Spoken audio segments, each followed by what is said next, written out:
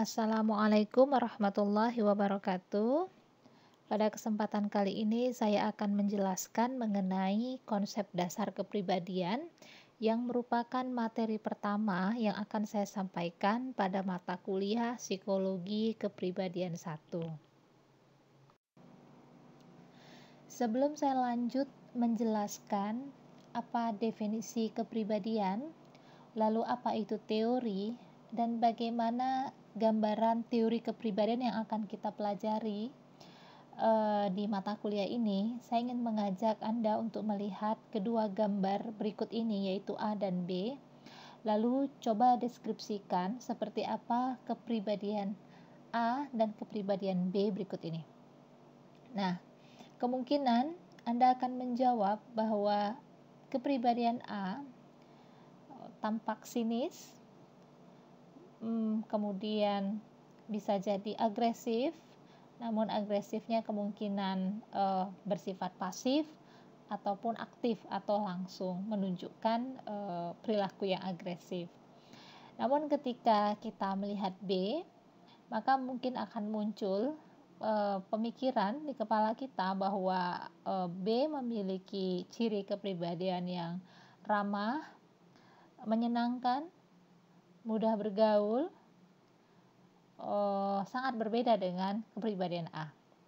Nah, apa yang saya lakukan tadi adalah saya menggambarkan kesan yang saya lihat dari tampilan seseorang. Nah, inilah yang sering kita lakukan untuk menggambarkan kepribadian seseorang. Kita hanya menggambarkan dari apa yang tampak, lalu kita menyebutnya sebagai kepribadian. Kemudian, ketika Anda ditanya, seperti apa kepribadian Anda? Mungkin akan muncul jawaban-jawaban seperti yang saya sudah tuliskan berikut ini. Saya adalah orang yang pemarah, saya adalah orang yang sinis, saya adalah orang yang agresif, pemalu, pendiam, atau ramah, atau bersahabat. Mirip seperti ketika kita mencoba menggambarkan kepribadian orang lain, maka seperti itu pula cara kita menggambarkan kepribadian diri kita sendiri. Apa yang kita lakukan, baik pada slide kedua dan slide ketiga, ini dituliskan oleh Schultz dan Schultz dalam bukunya Theories of Personality. Mereka mengatakan bahwa kepribadian adalah sebuah kata yang sering sekali kita gunakan ketika kita menggambarkan diri orang lain ataupun diri kita sendiri. Dan kita meyakini betul bahwa apa yang kita ketahui tentang orang itu adalah benar, seperti itu. Nah, kita sering menggambarkan kepribadian seseorang dengan merujuk kepada karakteristik yang tampak. Karakteristik yang tampak, visible karakteristik, ataupun sesuatu yang sifatnya eksternal. Atau kita bisa mengatakan bahwa kita sering melihat orang lain dari kesan kita. Artinya bahwa kita menggambarkan orang lain dari apa yang tampak, dan belum tentu apa yang tampak itu adalah diri orang tersebut secara konsisten, seperti itu. Kalau begitu, maka akan muncul pertanyaan, apa sebenarnya kepribadian? Baik, kita akan mulai dari asal kata kepribadian, di mana kepribadian berasal dari bahasa Latin, yaitu persona. Persona artinya adalah topeng teatrikal yang digunakan oleh aktor pada zaman Romawi dalam drama atau penampilan teatrikal, teater di masa itu.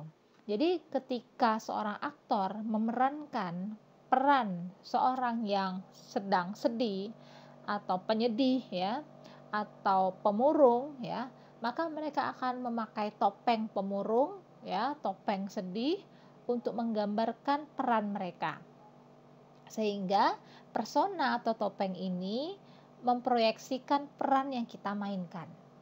Namun apakah persona sama dengan arti kepribadian yang sebenarnya?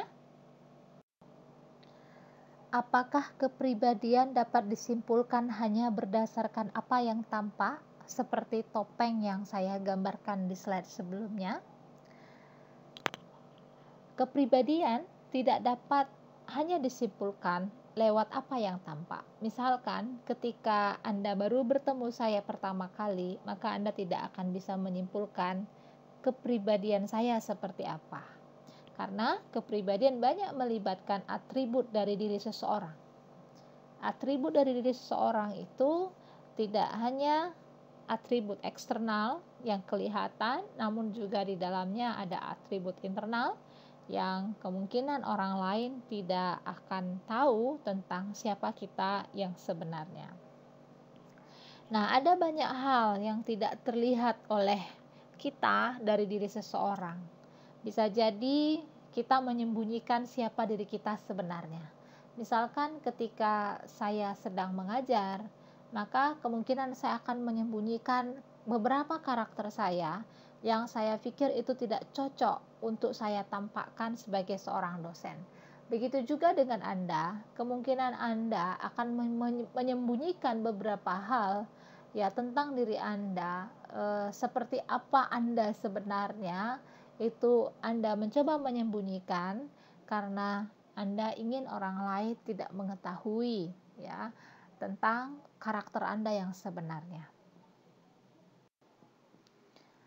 Kemudian ketika kita diminta untuk mendefinisikan kepribadian, maka kita tidak akan menemukan satu definisi tunggal mengenai apa itu kepribadian. Banyak sekali definisi kepribadian. Bahkan Allport menemukan ada 50 definisi kepribadian dari hasil penelusuran beliau terhadap berbagai tulisan-tulisan di dalam buku ataupun jurnal. Nah, namun secara umum kepribadian dapat kita katakan sebagai suatu pola watak yang relatif permanen. Hati-hati, di sini ada kata-kata pola, artinya pola itu tidak hanya bentuk yang sederhana, tetapi ada sistem di dalamnya ya. Jadi pola watak yang relatif permanen. Lalu ada kata-kata permanen. Jadi kepribadian adalah pola watak seseorang yang relatif permanen dan karakter yang unik. Ya, unik artinya memberikan perbedaan ya, menggambarkan perbedaan antara dirinya dengan orang lain.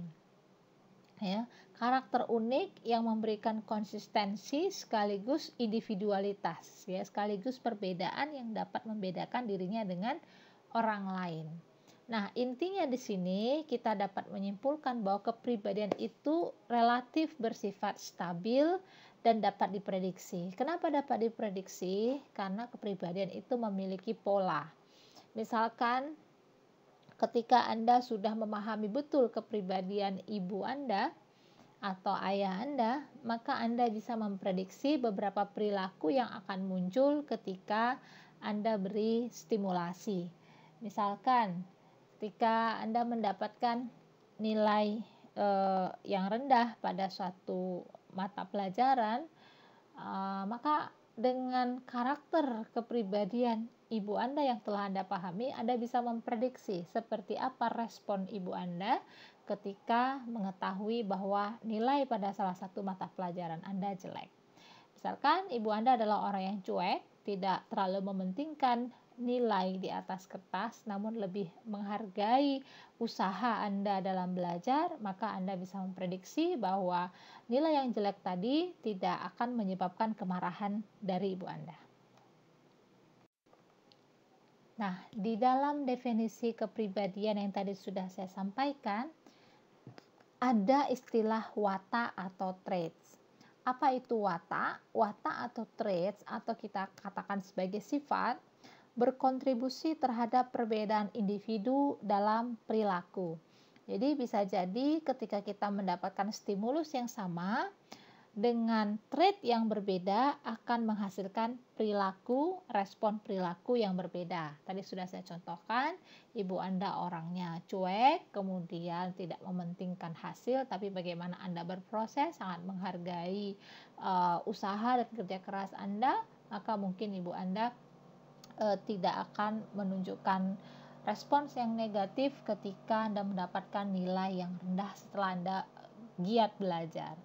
Mungkin berbeda ya dengan ayah Anda yang memiliki watak ataupun sifat misalnya sangat mementingkan hasil, kemudian selalu menilai sesuatu dari sisi materialistis ya, dari sisi materi, maka kemungkinan yang menjadi fokus ayah Anda dalam memberikan respon terhadap nilai Anda yang jelek adalah marah, tidak terima ya, karena ayah Anda memiliki idealisme yang tinggi dan memiliki suatu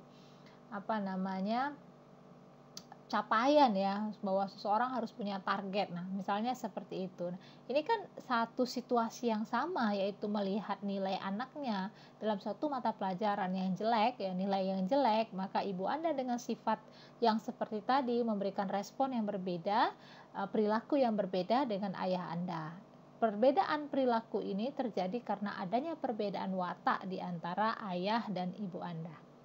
Kemudian watak ini juga sifatnya konsisten ya.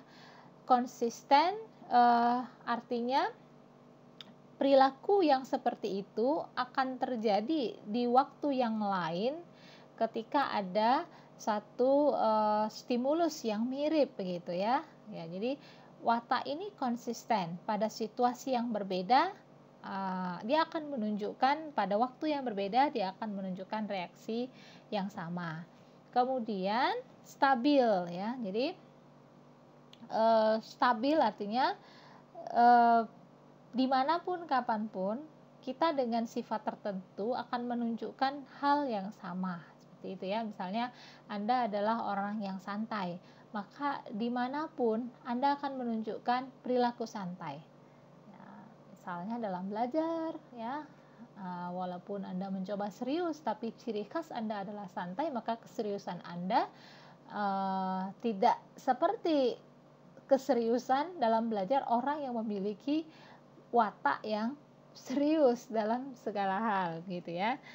Nah, kemudian watak ini mungkin saja unik ya, mungkin saja hanya Anda yang memiliki watak tersebut, atau bisa jadi watak itu umum. Misalkan pemalu kan bisa dimiliki oleh tidak hanya Anda, tapi juga bisa beberapa orang juga memiliki watak yang sama, yaitu pemalu ya. Namun meskipun watak ini bisa jadi dimiliki oleh banyak orang, tapi polanya selalu berbeda. Pasti ada kekhasan tertentu antara pemalunya kita dengan pemalunya orang lain.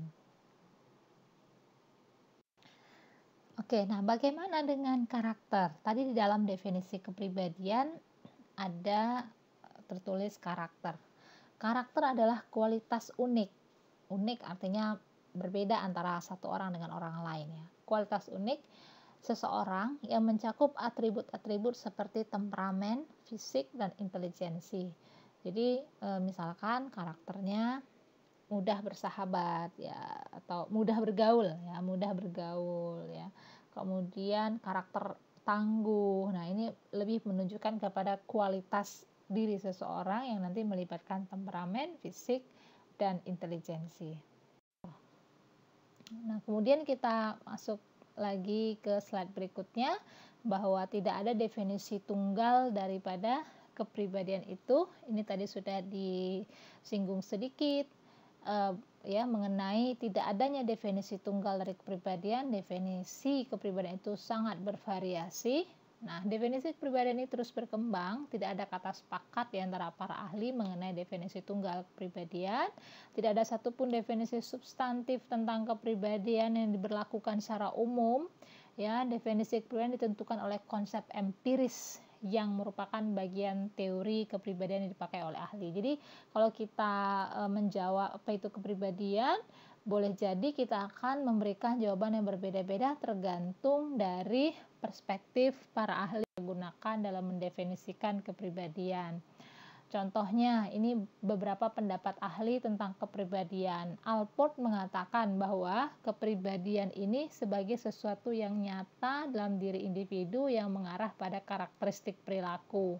Jadi, karakteristik perilaku ya, jadi berbeda-beda, menunjukkan pada variasi perilaku yang berbeda-beda. Jadi, kemudian Rogers ini mengatakan kepribadian adalah sesuatu yang terorganisasi, berisikan pola persepsi tentang aku. Jadi Rogers ini lebih bicara tentang aku, bagaimana aku ini kita persepsikan, itulah kepribadian kita ya, atau aku yang menjadi pusat pengalaman individu. Nanti bicara tentang self. Kalau kita bicara teori kepribadian Rogers, maka kita akan bicara tentang self. Lalu Skinner ini adalah salah satu tokoh dari behavioristik, aliran behavioristik. Skinner mengatakan bahwa istilah kepribadian itu nggak perlu, karena nggak ada yang namanya kepribadian ya. Nanti akan kita bahas bahwa Skinner itu lebih setuju kita membahas perilaku daripada kepribadian. Nah, lalu kemudian Freud ya.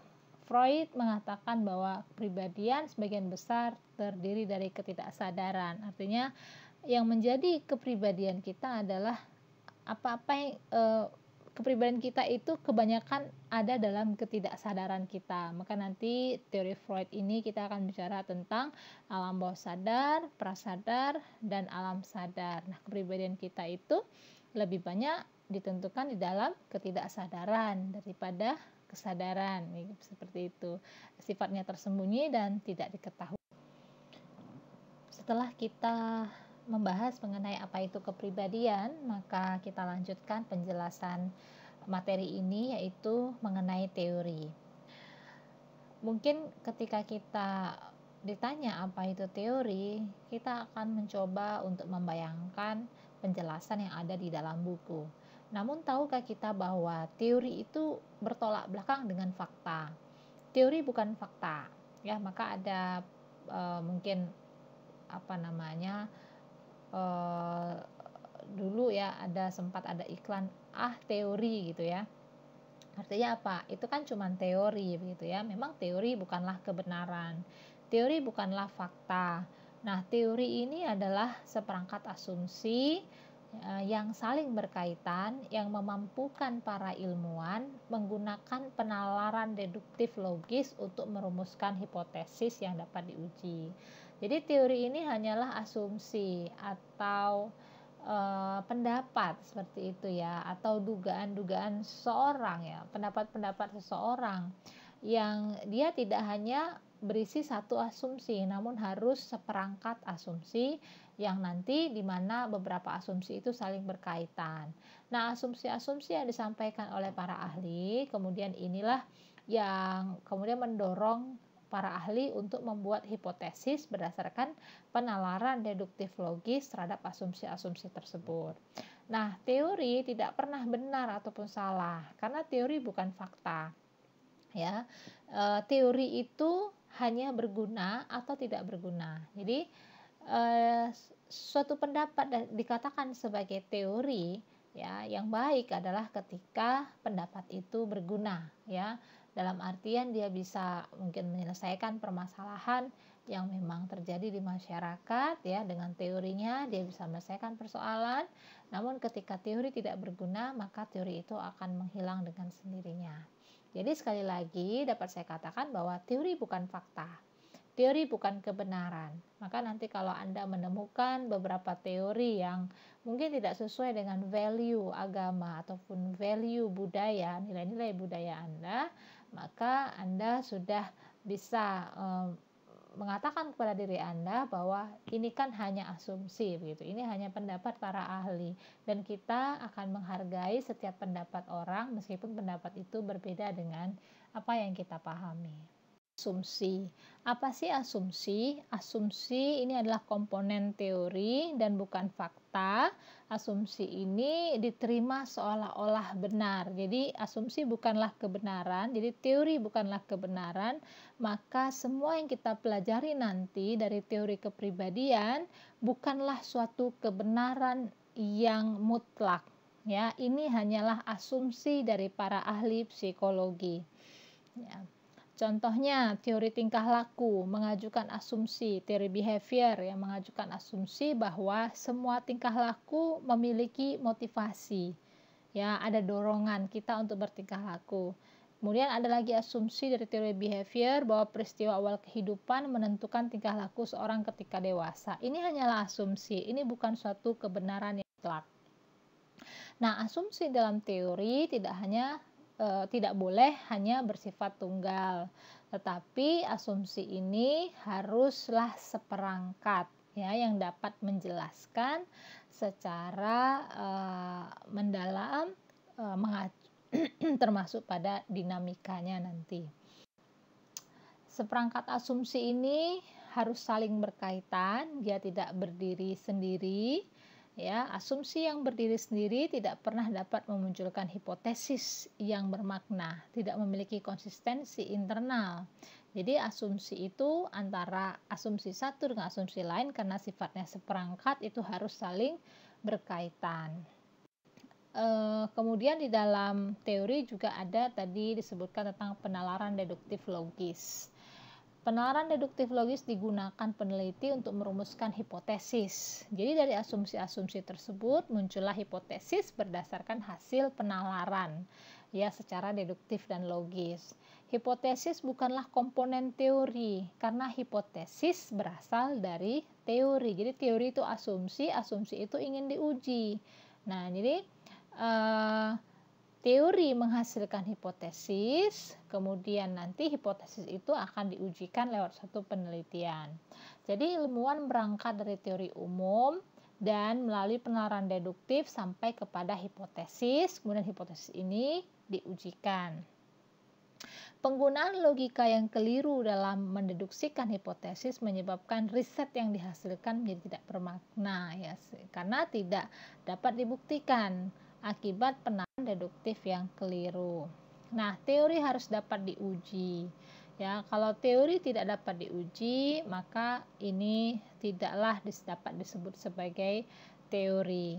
Suatu teori pada akhirnya harus memberi sumbangan pada disiplin empirik tertentu, maka teori harus diterjemahkan secara empirik, di mana teori akan melakukan kontak dengan kenyataan melalui penelitian. Jadi kita akan melihat apakah asumsi itu benar-benar nyata, benar-benar ada di dalam kehidupan manusia, dalam diri manusia lewat suatu penelitian. Sehingga secara sederhananya bisa disebutkan seperti ini. Jadi awal mulanya atau asal muasalnya kita membuat teori, yaitu dengan memberikan seperangkat asumsi, lalu dari asumsi-asumsi tersebut dibuat penalaran logis, deduktif logis, lalu muncullah hipotesis. Hipotesis ini kemudian membangkitkan riset. Kita membuat suatu penelitian, muncullah data riset, di mana data riset ini kemudian dimaknai atau diinterpretasi berdasarkan teori, dan data riset ini dapat membentuk ulang teori atau memperbaiki teori. Jadi dia saling terkait ya antara teori dan data riset. Terus ada ya, tidak akan musnah. Ketika teori tidak berdaya guna, akan musnah. Apa yang membuat teori berdaya guna? Ketika teori itu mampu membangun riset. Ketika sebuah teori tidak dapat dibuktikan dengan riset, maka teori itu tidak berdaya guna dan akan musnah dengan sendirinya. Kemudian teori harus dapat difalsifikasi, artinya dapat dikonfirmasi kebenarannya, benar atau salah. Nah, itulah teori. Kemudian teori harus bisa mengorganisasikan data, artinya dari teori itu kita bisa melakukan riset untuk mengambil data ya. Teori yang berdaya guna mampu mengorganisasikan data riset menjadi sebuah kerangka kerja yang dapat dipahami dan bermakna. Lalu teori harus dapat menuntun tindakan agar dia dapat disebut berdaya guna. Ya, ini biasanya digunakan oleh praktisi psikolog ya, dari berdasarkan teori, kemudian dibuatlah suatu terapi seperti itu untuk membantu individu dalam menangani persoalan-persoalan keseharian yang dihadapi. Nah, kemudian secara internal teori itu mestilah konsisten. Ya, artinya di awal bilang A, di tengah aja harus bilang A atau mendukung A juga begitu. Jadi ini yang dinamakan dengan konsisten. Kemudian efektif atau efisien. Jadi teori yang berdaya guna lebih lugas dan tepat sasaran. Jadi tidak bertele-tele, tidak rumit. Inilah teori bagus yang berdaya guna. Kita lanjut. Mengapa teori berbeda-beda? Ini juga harus kita pahami bahwa teori itu berbeda karena teori merupakan cerminan dari latar belakang pribadi penciptanya. Nanti kita akan melihat mengapa Freud ya mengemukakan teorinya mengenai id, ego, dan superego. Mengapa Freud mengemukakan teorinya mengenai Oedipus kompleks ya, dan seterusnya. Nah, ini nanti ada kaitannya dengan latar belakang pribadi si pencipta teori. Lalu pengalaman masa kanak-kanaknya, urutan kelahirannya, filsafat hidupnya juga akan mempengaruhi teori yang akan dikemukakan oleh para ahli. Hubungan-hubungan antar pribadinya ya. Freud bicara tentang konflik ya. Konflik internal di dalam diri kita. Nah, kalau kita tarik lagi ke latar belakang kehidupannya, ternyata hubungan antar pribadi Sigmund Freud sendiri itu sering mengalami konflik. Kemudian keunikan cara. Yang terakhir kita akan bicara mengenai 4 bidang yang dibahas dalam teori kepribadian nantinya. Yang pertama kita akan membahas struktur kepribadian, proses terbentuknya perilaku, pertumbuhan dan perkembangan kepribadian, dan yang keempat adalah psikopatologi ya, dan perubahan perilaku itu sendiri. Oke, demikian penjelasan saya di materi pertama yang masih berupa pengantar mengenai konsep dasar kepribadian. Ini hanyalah stimulus saja, artinya Anda bisa banyak membaca dari berbagai literatur mengenai apa kepribadian, kemudian seperti apa perkembangan atau sejarah berkembangnya istilah kepribadian dan sebagainya. Ini masih bisa untuk dibaca di berbagai literatur. Demikian penjelasan saya. Assalamualaikum warahmatullahi wabarakatuh.